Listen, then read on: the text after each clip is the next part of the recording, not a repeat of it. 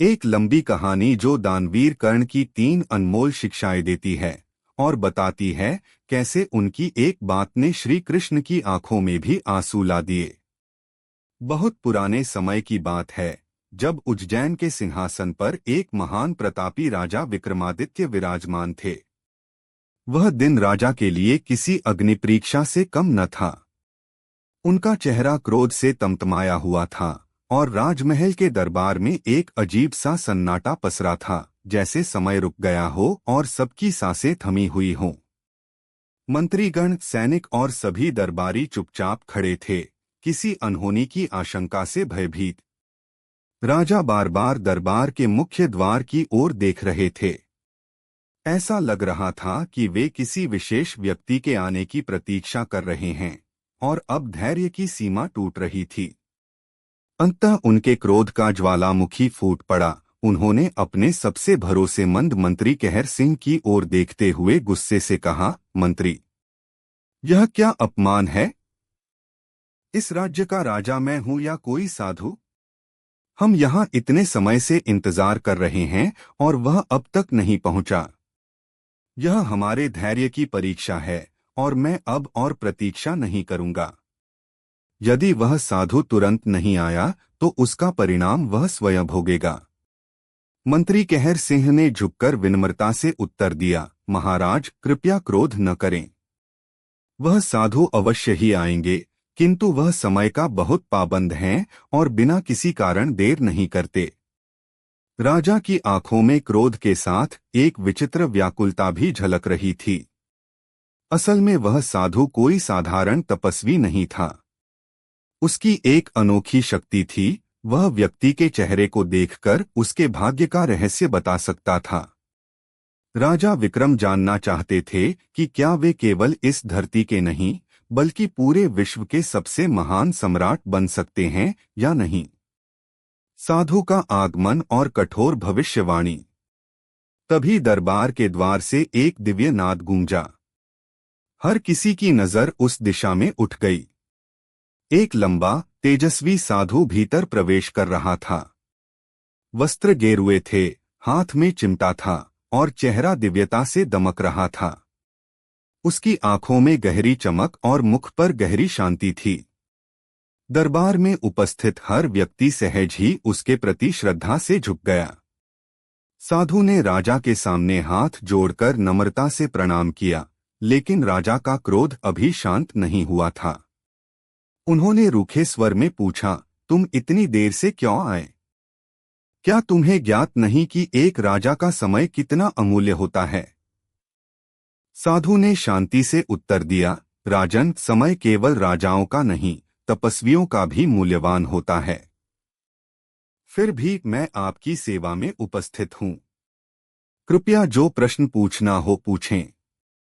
राजा ने कुछ संयमित होकर कहा, हम अपना भाग्य जानना चाहते हैं। हमारे मंत्री ने बताया कि तुम चेहरा देखकर भविष्य बता सकते हो। बताओ, क्या हम इस धरती के सबसे शक्तिशाली सम्राट बन सकते हैं? साधु ने गहराई से राजा की ओर देखा। उसकी आंखों में एक अलग सी चमक थी, जैसे समय के पर्दे को चीरकर वह भविष्य को देख रहा हो। फिर उसने शांत स्वर में उत्तर दिया, महाराज, एक राजा की शक्ति उसकी प्रजा के सुख में छिपी होती है। आपकी प्रजा दुखी है, वे आपके व्यवहार से पीड़ित हैं। जब प्रजा रोती है तो राजा का भाग्य भी अशांत होता है। यदि आप विश्व के सबसे शक्तिशाली सम्राट बनना चाहते हैं तो पहले अपनी प्रजा का हृदय जीतिए। बिना उनके आशीर्वाद के भाग्य साथ नहीं देता। राजा विक्रम के चेहरे पर यह सुनते ही कठोरता आ गई। उन्होंने तीव्र स्वर में कहा, हमने तुम्हें उपदेश सुनने के लिए नहीं बुलाया। सीधा उत्तर दो, क्या हम सबसे शक्तिशाली सम्राट बन सकते हैं या नहीं? दरबार एक बार फिर स्तब्ध हो गया। सबकी सांसें जैसे थम गईं। साधु ने एक बार फिर राजा की आंखों में देखा और गंभीरता से बोला, राजन, आपके भाग्य की रेखाएं अत्यंत जटिल हैं। जो मैं देख रहा हूं वह आपको विचलित कर सकता है, लेकिन मैं झूठ नहीं बोल सकता। सत्य यह है कि आपकी मृत्यु आपके ही पुत्र के हाथों लिखी गई है और यह भाग्य की रेखा कोई टाल नहीं सकता। राजा विक्रम जैसे शून्य में डूब गए। चारों ओर गहरा सन्नाटा छा गया। किसी को विश्वास नहीं हो रहा था कि एक राजा को यह कहा गया है कि उसका अंत उसके ही पुत्र के हाथों होगा। फिर राजा की चेतना लौटी और वे गुस्से से कांप उठे। सिंहासन से उठकर उन्होंने तलवार खींच ली। उसका तेज प्रकाश दीवारों पर चमकने लगा। वे गरजते हुए बोले, तूने हमारी मृत्यु का श्राप दिया है। तू जानता है तू किससे बात कर रहा है? क्या तू अपनी जान से खेल रहा है? पर साधु बिल्कुल शांत रहा, जैसे तूफान में कोई पर्वत अड़िग खड़ा रहता है। राजा ने तलवार उसकी ओर बढ़ाई और कहा, तूने मेरे भाग्य की बात की, लेकिन क्या अपने भाग्य को देखा है? अब तेरा अंत निश्चित है। साधु ने उसकी आंखों में देखते हुए शांत स्वर में उत्तर दिया, राजन, मैंने अपने भाग्य को देखा है और उसमें यह नहीं लिखा कि मेरी मृत्यु किसी ऐसे राजा के हाथों होगी जो अपनी ही प्रजा पर अत्याचार करता हो। यह सुनकर राजा और क्रोधित हो गए। उन्होंने तलवार उठा ली और साधु की ओर बढ़े, लेकिन तभी वहां एक अलौकिक चमत्कार घटा। साधु के चारों ओर अचानक रंगबिरंगी चमकती किरणें फैल गईं। उसकी देह से एक दिव्य तेज निकलने लगा, मानो कोई अग्नि का गोला हो जो शांत होकर भी सबको चमत्कृत कर दे। समस्त दरबार यह दृश्य देखकर अवाक रह गया। राजा विक्रम, जो अभी तलवार साधु की ओर बढ़ा ही रहे थे, वहीं थम गए। उस अद्भुत प्रकाश ने उनकी आंखों को चौंधिया दिया। साधु ने अपनी आंखें मूंद लीं और धीमे स्वर में कोई दिव्य मंत्र जपने लगे।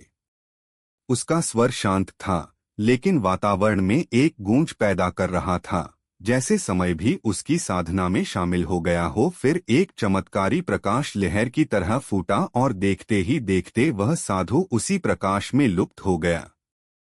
कुछ क्षण तक वह रंगीन रोशनी पूरे दरबार में लहराती रही, जैसे कोई इंद्रधनुष जमीन पर उतर आया हो। फिर सब कुछ एकदम शांत हो गया। साधु चला गया था, लेकिन उसकी दिव्यता उस स्थान पर अब भी महसूस हो रही थी। पूरे दरबार में गहरा मौन छा गया। युद्ध का बिगुल और राजा आदित्य का पतन। राजा विक्रम की आंखें अब भी उसी जगह स्थिर थीं, जहां कुछ समय पहले साधु खड़ा था। उनके चेहरे पर क्रोध और उलझन की मिलीजुली झलक दिखाई दे रही थी। वह समझ नहीं पा रहे थे कि यह क्या हुआ, क्या यह चमत्कार था या कोई चेतावनी। तभी महल के द्वार पर अचानक हलचल मची।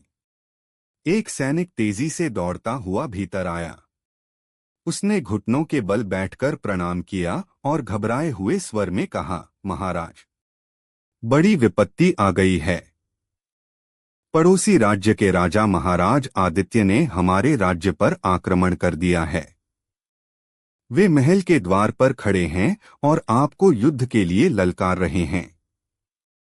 यह सुनते ही जैसे पूरे दरबार में बिजली दौड़ गई। दरबारी एक दूसरे को भय और आशंका से देखने लगे, लेकिन राजा विक्रम का चेहरा अब और कठोर हो चुका था। उसकी आंखों में ज्वाला भड़क उठी। उन्होंने बिना किसी देरी के सिंहासन से उठते हुए अपनी तलवार म्यान से खींच ली और सिंह के समान गरजे, तो अब युद्ध का समय आ गया है। आदित्य ने दुस्साहस किया है, अब उसे उसका दंड मिलेगा। राजा के पीछे पूरी सेना, मंत्रीगण और अंगरक्षक चल पड़े। जैसे ही वे महल के विशाल द्वार से बाहर निकले, सामने एक भयंकर दृश्य था। राजा आदित्य अपनी विशाल सेना के साथ खड़ा था। उसके चेहरे पर भी प्रतिशोध की लपटें जल रही थीं। सेना के झंडे हवा में लहरा रहे थे। नगाड़ों की आवाज से धरती और आकाश कांप रहे थे। राजा विक्रम ने तलवार ऊपर उठाकर हुंकार भरी, राजा आदित्य, तूने मेरे राज्य पर हमला करके अपने विनाश को बुलाया है। आज मैं तेरे इस अभिमान को रौंद डालूंगा। राजा आदित्य ने भी प्रत्युत्तर में गरजते हुए कहा, विक्रम, तेरे अन्याय और अत्याचार की कहानियां अब सीमाओं के पार पहुंच गई हैं।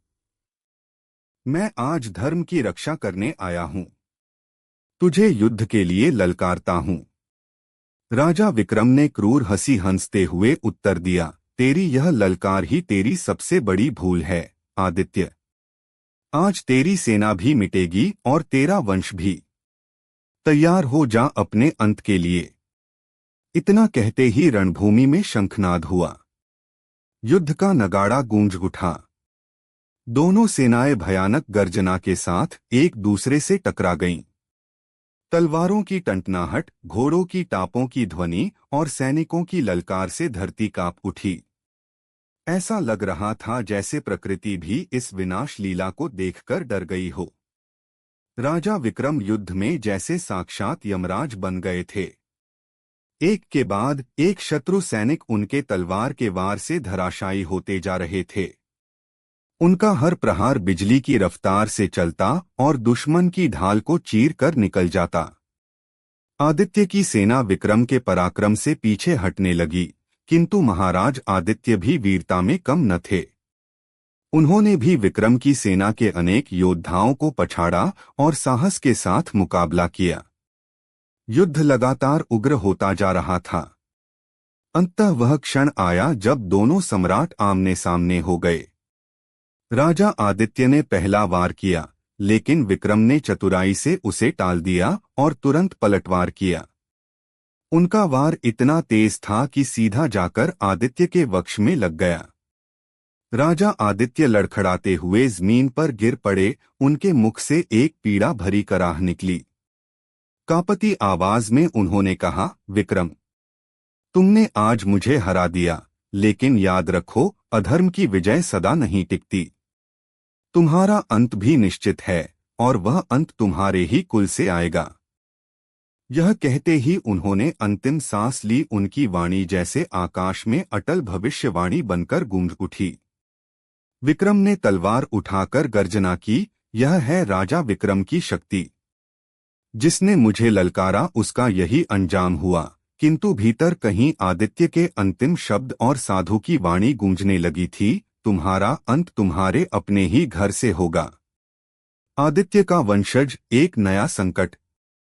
राजा विक्रम ने युद्ध में विजय प्राप्त की थी, लेकिन उनके भीतर अब संशय और भय का बीज अंकुरित हो चुका था। वापस लौटकर जब वे अपने भव्य दरबार में पहुंचे, उनके चेहरे पर विजय की चमक थी, पर हृदय में अब अभिमान की ज्वाला धधक रही थी। उन्होंने रक्तरंजित तलवार उठाकर गरजते हुए आदेश दिया, जाओ और आदित्य के राज्य में यह उद्घोषणा कर दो, उनका राजा अब इस धरती पर नहीं रहा। जब उनके सैनिक यह सुनेंगे तो उनका साहस टूट जाएगा। उसके बाद उनके वंश का नाश कर दो। यही मेरा आदेश है और इसका पालन तुरंत हो। राजा के इन कठोर वचनों ने सैनिकों के भीतर उन्माद भर दिया। जयघोष गूंज उठा। तलवारें आकाश की ओर लहराईं, घोड़ों की टापों से धरती कांप उठी और सेना एक बार फिर युद्ध की ओर बढ़ चली, धूल, गर्जना और रक्त के संग। उधर राजा आदित्य के महल में कोहराम मच गया था। चारों ओर भय और बेचैनी का माहौल छा गया था।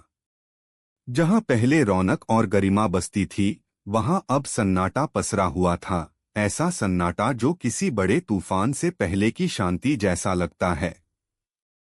दरबार शांत था, लेकिन महल के भीतर तनाव और आशंका की लहरें दौड़ रही थीं। महल के मुख्य राजगुरु, जो वर्षों से राज परिवार के साथ थे, इस समय महल के एक गुप्त कक्ष के बाहर चिंता से व्याकुल खड़े थे। उनके माथे से पसीना टपक रहा था और आंखों में गहरी चिंता की रेखाएं उभर आई थीं।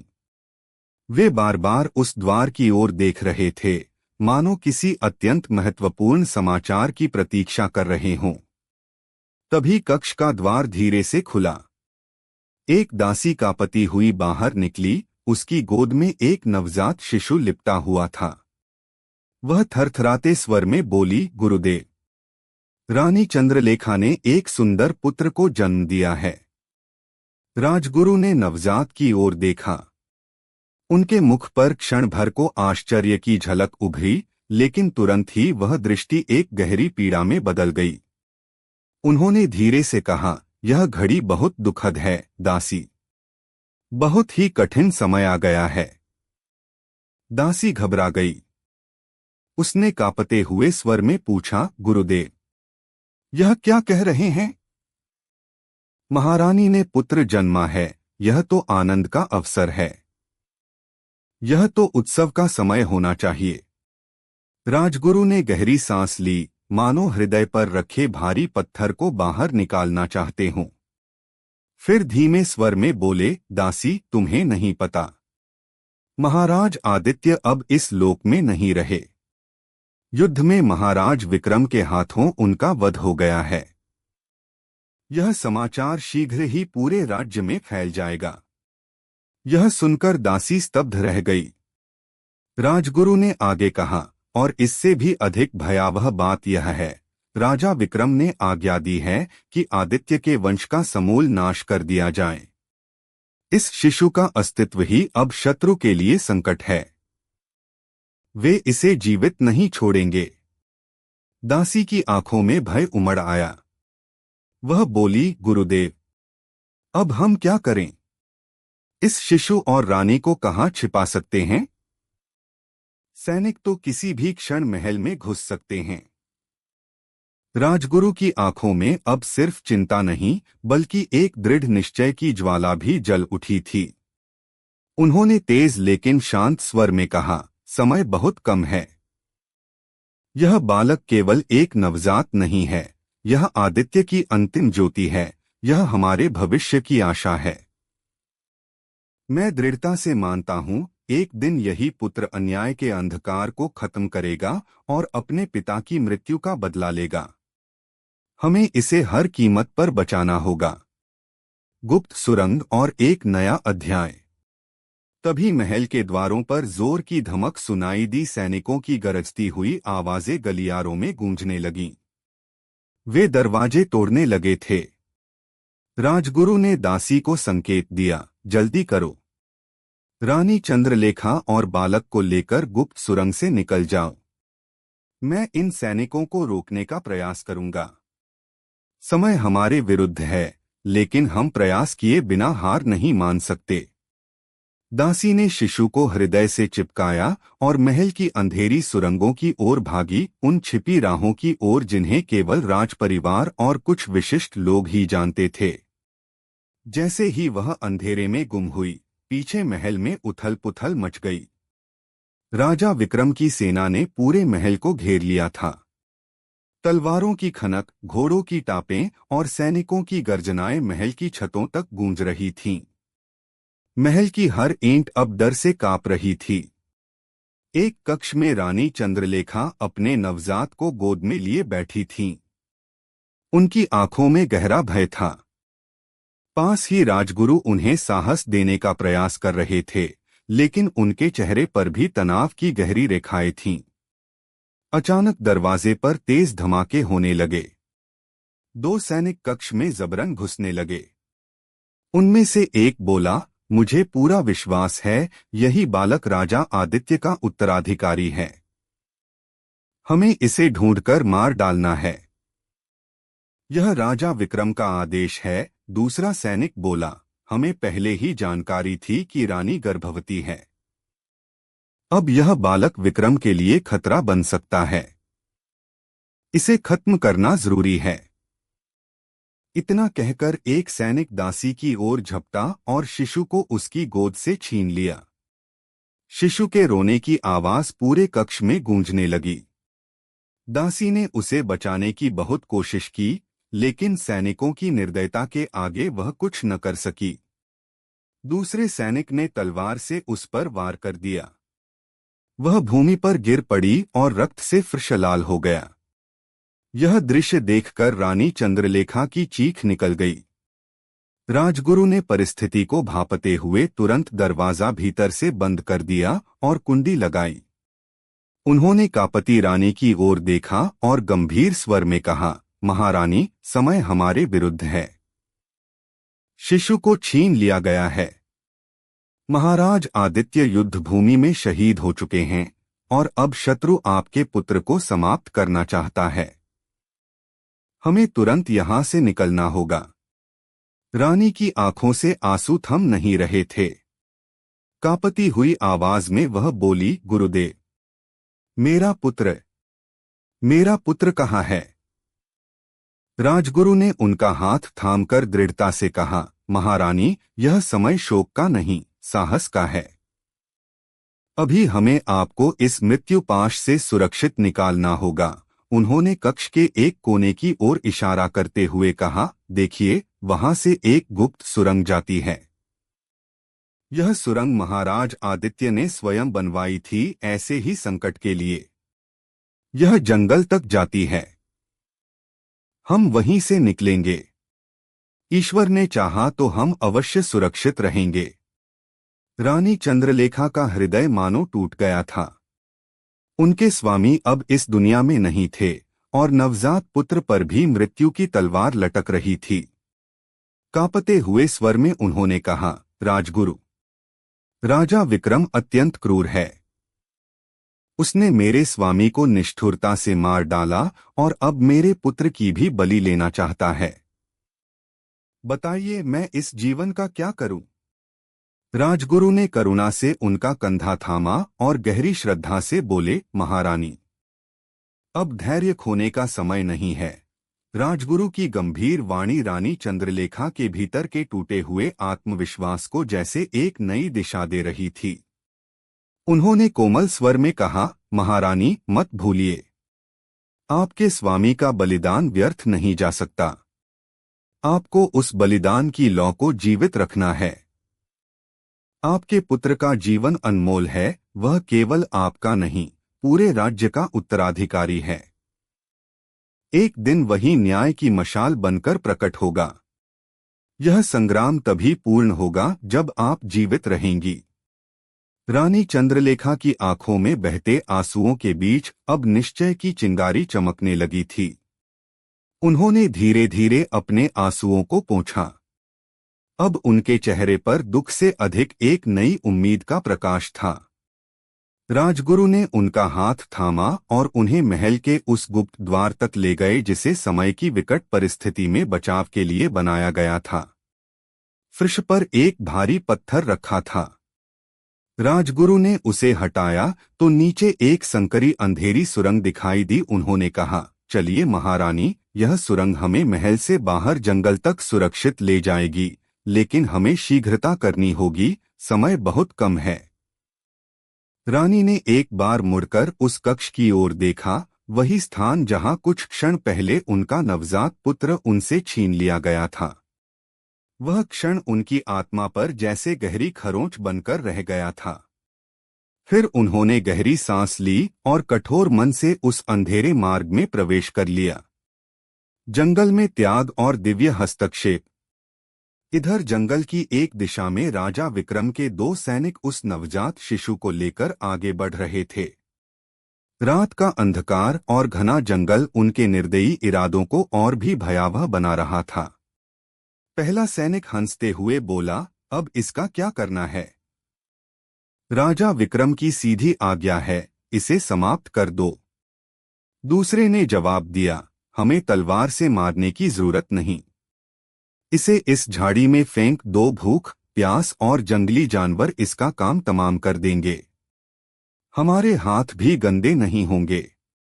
पहला सैनिक अट्टहास करता हुआ बोला, और जब हम राजा को बताएंगे कि अब उनका सबसे बड़ा खतरा खत्म हो गया है, तो वे हमें सोने से भर देंगे।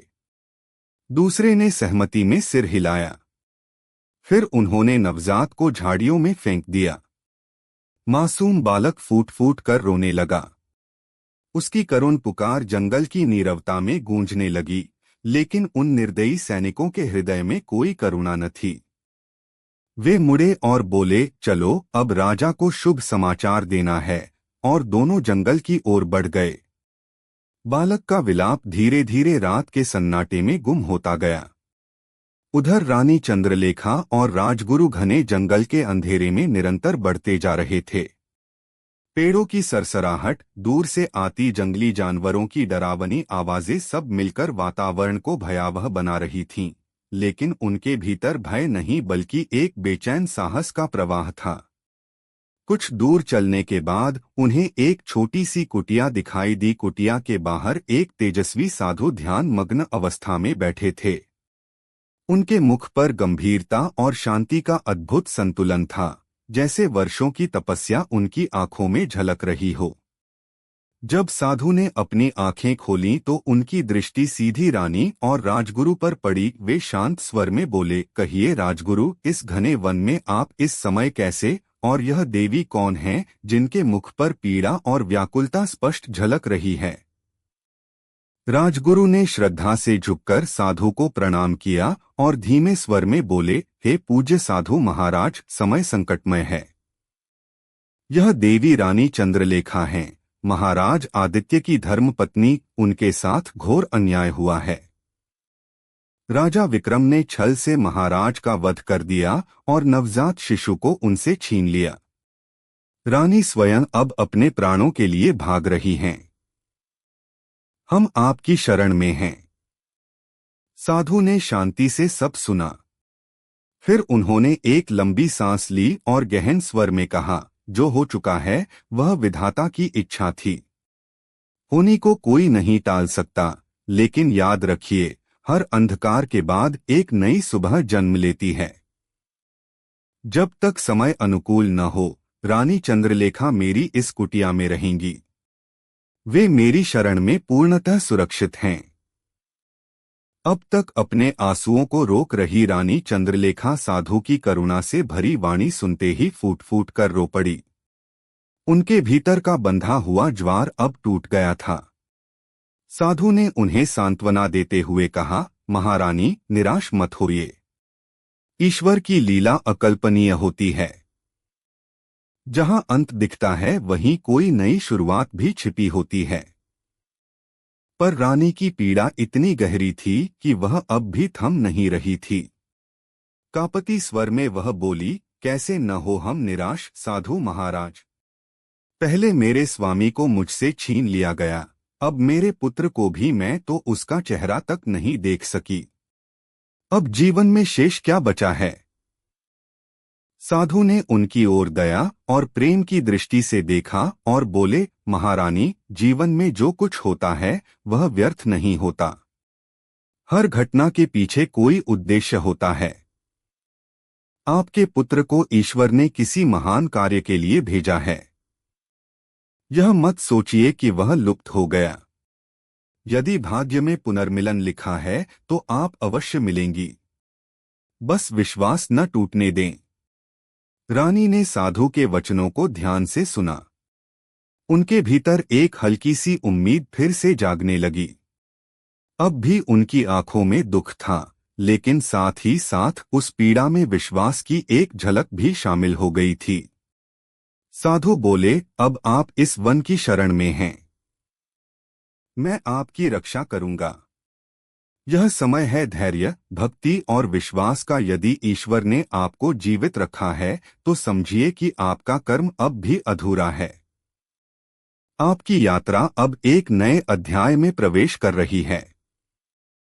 रानी चंद्रलेखा ने आंसुओं को पोंछा और साधु के चरणों में झुककर आशीर्वाद मांगा।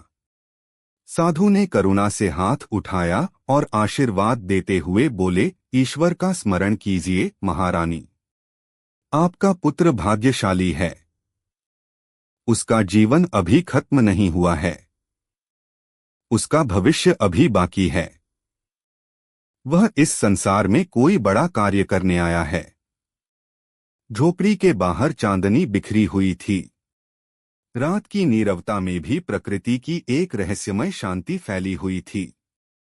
मगर उस घने जंगल की चुप्पी के बीच रानी चंद्रलेखा की आंखों में अब आंसू नहीं, बल्कि एक ऐसा तेज था जो प्रतिशोध और उम्मीद से जल रहा था।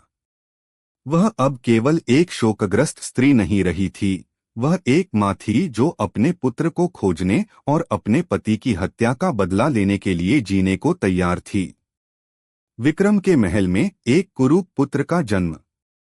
वहीं दूसरी ओर उज्जैन के महल में एक और रात करवटें बदल रही थी। राजा विक्रम महल के गलियारे में बेचैनी से टहल रहे थे। उनका चेहरा किसी तूफान से पहले की आंधी की तरह था, आशा और घबराहट से भरा हुआ। उनके मन में बार बार यही विचार उमड़ रहा था, अब मैं एक पुत्र का पिता बनने वाला हूँ। एक ऐसा पुत्र जो मेरा उत्तराधिकारी बनेगा, मेरी विरासत को आगे ले जाएगा। तभी एक दासी धीरे से उनके सामने आकर खड़ी हो गई। उसके चेहरे पर भय और झिझक साफ दिखाई दे रही थी। राजा विक्रम ने अधीरता से पूछा, बोलो, क्या समाचार है? रानी कैसी है? दासी ने सिर झुकाकर कहा, महाराज बधाई हो। रानी सुलेखा ने एक पुत्र को जन्म दिया है। राजा के चेहरे पर क्षण भर के लिए संतोष की रेखा उभरी, लेकिन तुरंत उन्होंने दासी के स्वर में छिपी घबराहट को पहचान लिया। उनका चेहरा फिर कठोर हो उठा, पर तुम इतनी डरी हुई क्यों हो? रानी ठीक है या नहीं? राजा का स्वर अब चिंता से कड़ा हो चला था। दासी कांपती हुई बोली, रानी जी बेहोश हैं, महाराज। संभव है कि सुबह तक उन्हें होश आ जाए। राजा ने एक पल को चैन की सांस ली, लेकिन दासी की आंखों में झलकता भय उन्हें विचलित कर रहा था। उन्होंने तीव्र स्वर में पूछा, अब सच सच बताओ, क्या बात है? दासी थरथर कांप उठी, महाराज मेरा निवेदन है, आप स्वयं जाकर बालक को देख लीजिए। राजा विक्रम का हृदय किसी अनजान आशंका से कांप उठा। वे तेजी से कक्ष की ओर बढ़े और भीतर दाखिल हुए।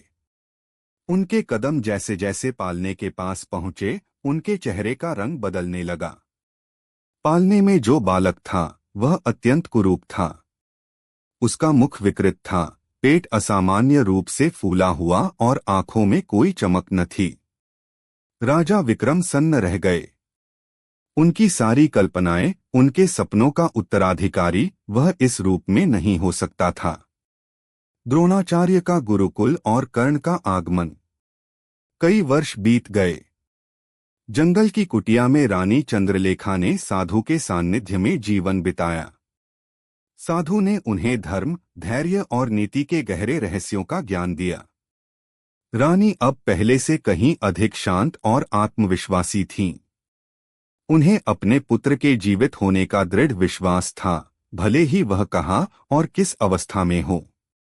उधर राजा विक्रम का कुरूप पुत्र राजकुमार के रूप में बड़ा हो रहा था।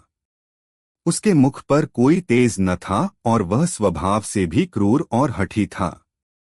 राजा विक्रम को साधु की भविष्यवाणी बार बार याद आती थी, तुम्हारा अंत तुम्हारे ही पुत्र के हाथों लिखा गया है। यह भय उनके मन में गहरे तक बैठ गया था।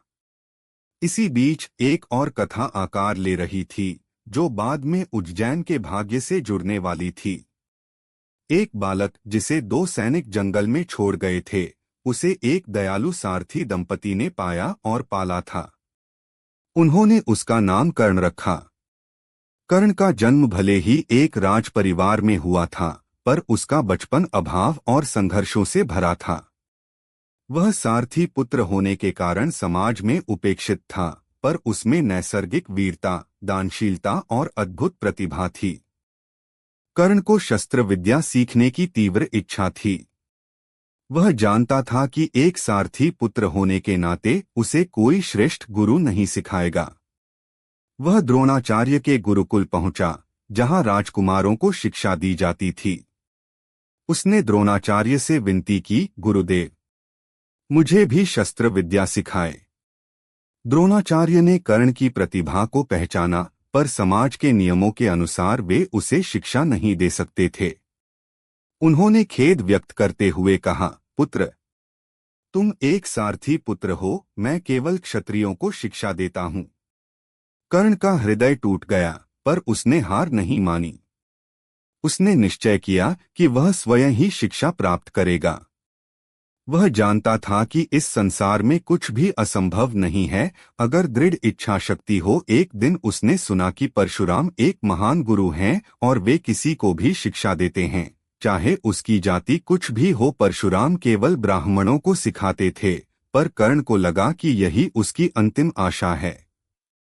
कर्ण ने परशुराम के पास जाकर स्वयं को एक ब्राह्मण बताया और उनसे दीक्षाली परशुराम ने उसे सभी शस्त्र विद्याओं में पारंगत कर दिया, यहाँ तक कि ब्रह्मास्त्र का प्रयोग भी सिखाया। कर्ण अत्यंत प्रतिभावान और मेहनती शिष्य था और उसने गुरु की हर बात का पालन किया। एक दिन जब परशुराम कर्ण की गोद में सिर रखकर सो रहे थे, एक विषैला कीड़ा कर्ण के पैर में घुस गया। असहनीय पीड़ा हुई, पर कर्ण ने गुरु की नींद न टूटे इसके लिए अपना पैर नहीं हिलाया। रक्त बहता रहा और कीड़ा गहरे तक चला गया। जब परशुराम की नींद टूटी, उन्होंने देखा कि कर्ण का पैर रक्त से लथपथ है। वे समझ गए कि यह पीड़ा केवल एक क्षत्रिय ही सह सकता है, कोई ब्राह्मण नहीं। परशुराम क्रोधित हो गए और बोले, तुमने मुझसे झूठ बोला। तुम ब्राह्मण नहीं हो। तुमने गुरु को धोखा दिया है। जाओ, मेरी दी हुई कोई भी विद्या संकट के समय तुम्हें काम नहीं आएगी। कर्ण टूट गया।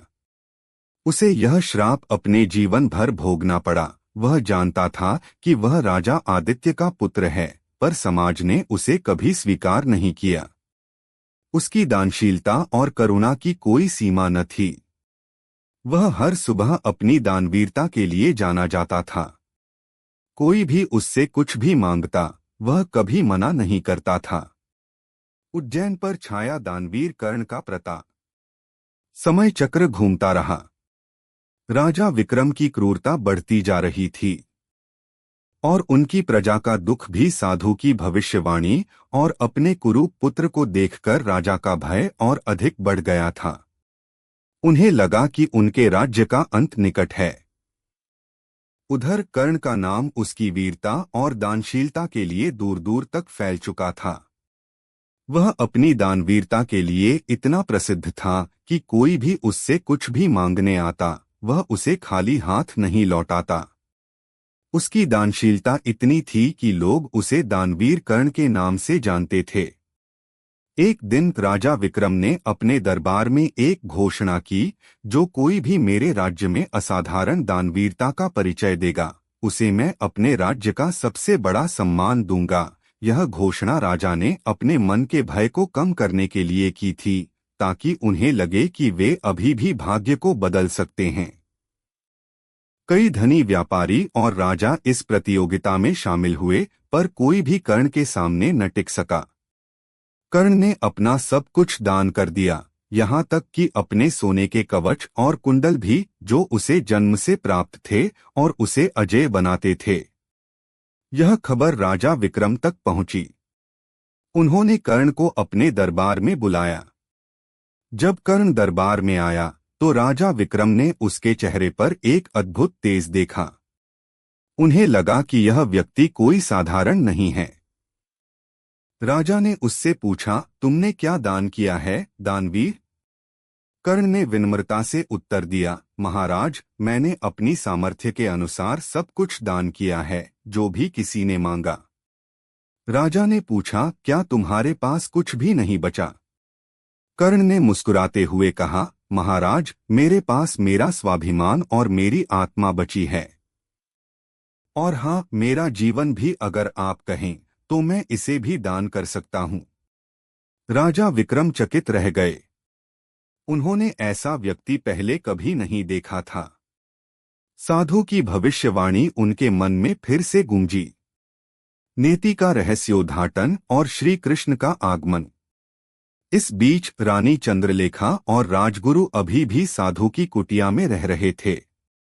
रानी अब एक योद्धा की तरह कठोर हो चुकी थीं, पर उनके हृदय में अपने पुत्र के लिए प्रेम और प्रतिशोध की ज्वाला जल रही थी।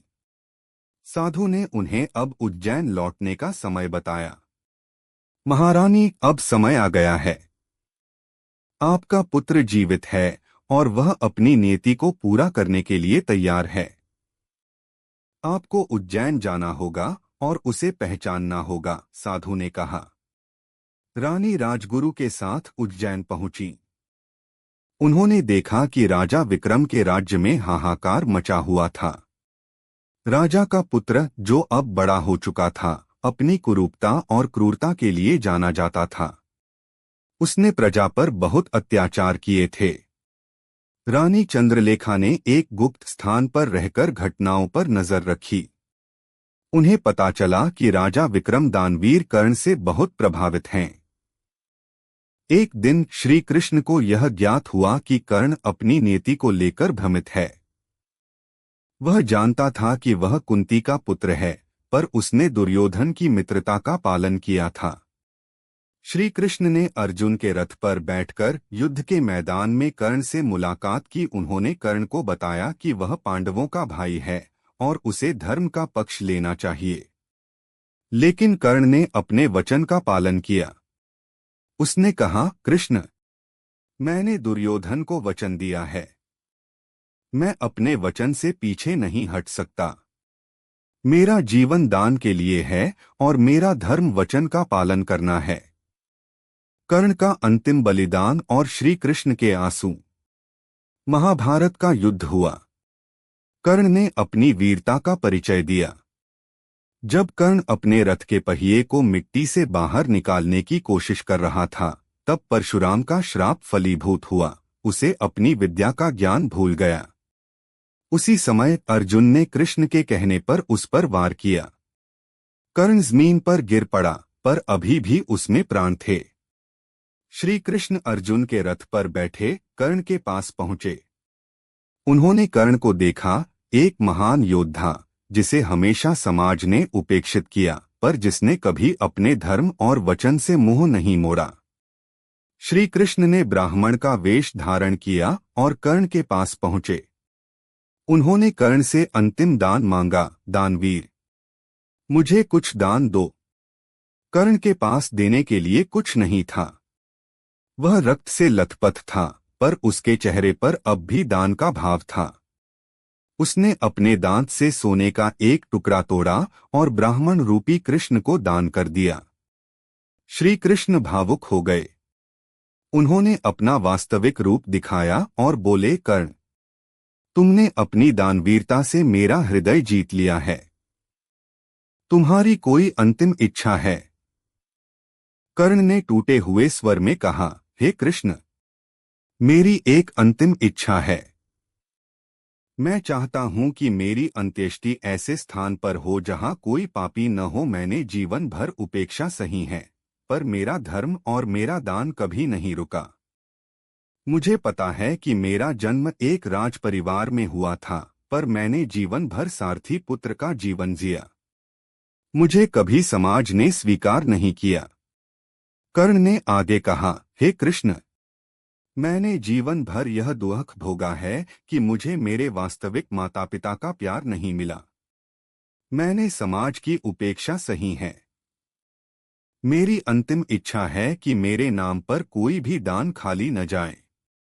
और सबसे महत्वपूर्ण बात, मेरी यह इच्छा है कि इस धरती पर कोई भी व्यक्ति जो ईमानदारी से और सच्ची निष्ठा से दान करे, उसे कभी समाज की उपेक्षा न सहनी पड़े और उसे उसके कर्मों का फल अवश्य मिले, चाहे वह किसी भी कुल में जन्मा हो।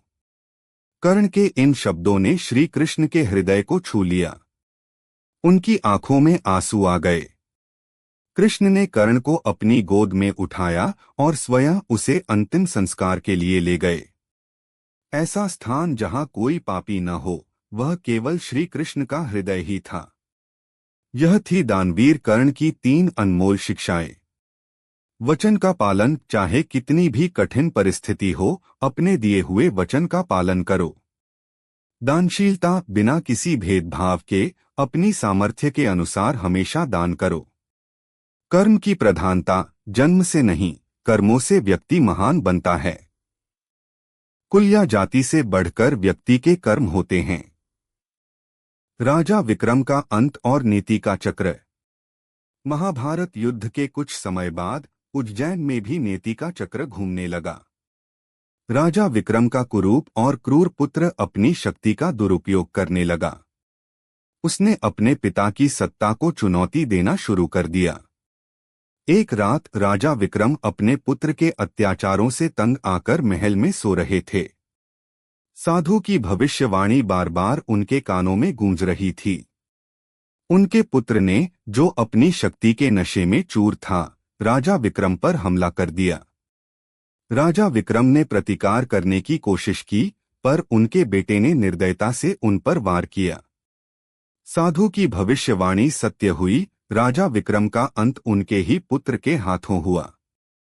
जैसे ही राजा विक्रम का निधन हुआ, रानी चंद्रलेखा और राजगुरु ने अपनी पहचान प्रकट की। रानी चंद्रलेखा ने पूरे राज्य के सामने अपने पुत्र कर्ण की कहानी बताई, जिसे सैनिकों ने जंगल में छोड़ दिया था।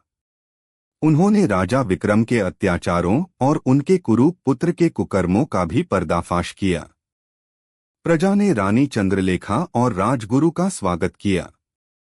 वे जानते थे कि राजा विक्रम के पुत्र ने उन पर कितना अत्याचार किया था। राजगुरु ने समझाया कि कैसे कर्ण, जो दानवीर के रूप में प्रसिद्ध था, वास्तव में राजा आदित्य का पुत्र था, जिसे नियति ने एक सारथी के घर में पाला था।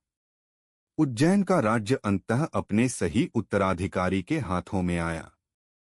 रानी चंद्रलेखा ने अपने पुत्र के लिए न्याय स्थापित किया, भले ही वह अब इस दुनिया में नहीं था। प्रजा ने शांति और समृद्धि का अनुभव किया। इस प्रकार नियति का चक्र पूर्ण हुआ, जिसने हर किसी को उसके कर्मों का फल दिया। यह कहानी हमें सिखाती है कि नियति का लेखा जोखा अटल होता है और कर्म ही व्यक्ति के भाग्य का निर्माण करते हैं। दानवीरता, वचनबद्धता और दया ही सच्ची महानता के मार्ग हैं।